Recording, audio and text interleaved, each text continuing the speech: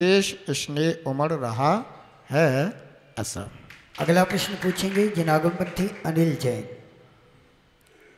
नमोस्तु आचार्य श्री के चरणों में बार बार नमोस्तु और पूरे संघ को नमोस्तु और माता जी को बंदामी और छुल्लक एलक जी को इच्छामी।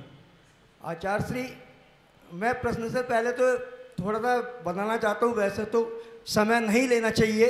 आज मैं इतना खुश हूँ, काफ़ी दिन के बाद आपसे तो मैं आपको बहुत ज़्यादा जानता हूँ और सब कुछ जानने के लिए सब कुछ छोड़ना पड़ेगा, बल्कि कुछ खाली होना पड़ता, वो आपको मैंने सुना, वो बात की है।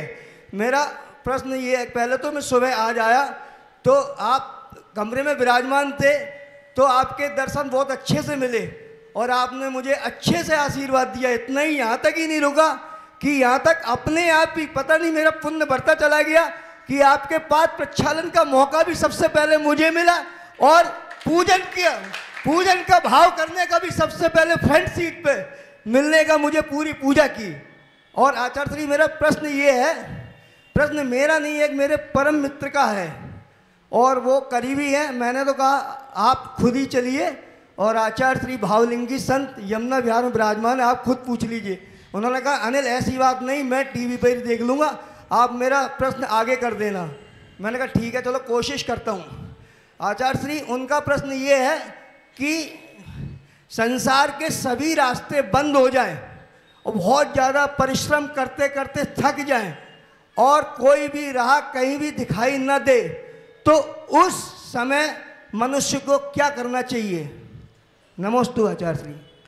देखिए, इस विषय से जुड़े हुए जिनागम में हजारों उदाहरण मिल जाएंगे और किन्हीं भी महापुरुष और महासती को आप देख लीजिएगा, चाहे वो राम हो, उनके सारे दरवाजे बंद हो गए और एक जंगल का रास्ता खुल गया, फिर भी राम ने अपनी समता नहीं छोड़ी, अपना धैर्य नहीं छोड़ा और अपना धर्म नहीं छोड़ा।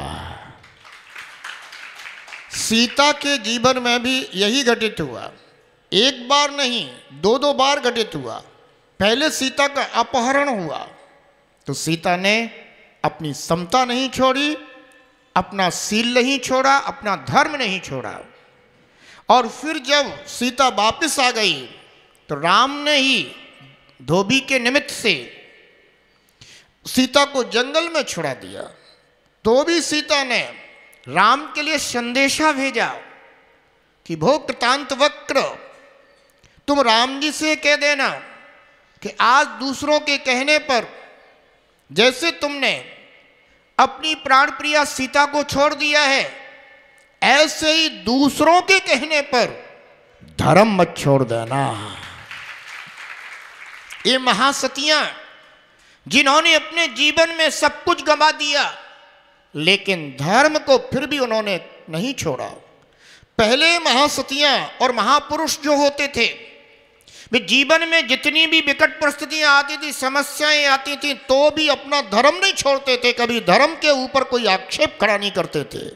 और आजकल के लोग जब भी कोई जीवन में परिस्थिति आती है तो सबसे पहले धर्म छोड़ देते हैं और कहेंगे हम इतने वर्षों से धर्म कर रहे हैं फिर भी हमारे ऊपर ऐसी समस्या आ रही है, ऐसे धर्म करने से क्या लाभ होता है। ऐसे मूर्ख लोग आज के समय में होते हैं।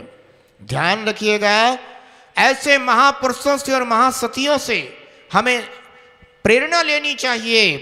उन्होंने अपने जीवन में हर संकट को सहा, क्योंकि संकट तो कर्म से आ रहा है और उस कर्म को काटने में अगर कोई कारण है तो एकमात्र धर्म ही कारण है।